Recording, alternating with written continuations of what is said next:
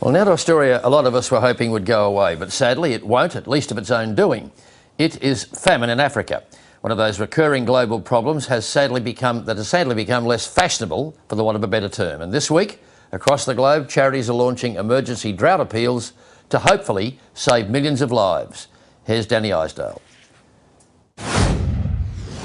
Dadaab, home to the world's biggest refugee camp. Split into three, it was set up 20 years ago to house 90,000, mostly escaping violence in Somalia.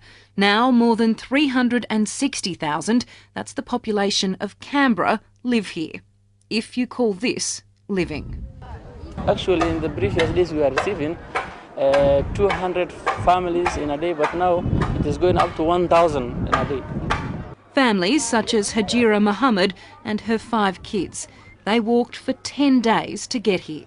I was a small-scale farmer, but this year all my crops failed, so we had to flee the drought and the thirst. Leaving behind their livelihoods. No rain meant failed harvests, and no food for their livestock meant no food for them.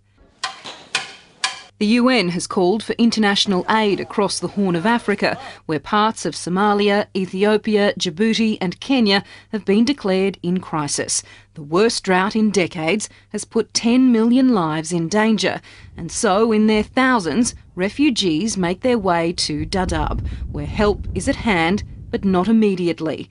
Aid agencies say the camps are so full, some 30,000 people are stranded outside waiting to be let in, with no money, no food, no shelter and nowhere else to go.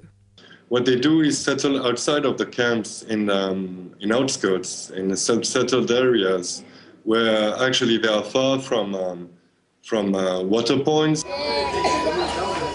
Some make it in with just days to live.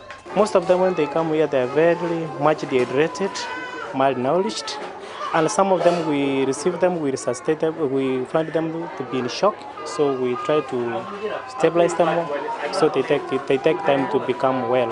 The hospitals and health posts are bursting as they wait for the drought to break and the flood of people to ease.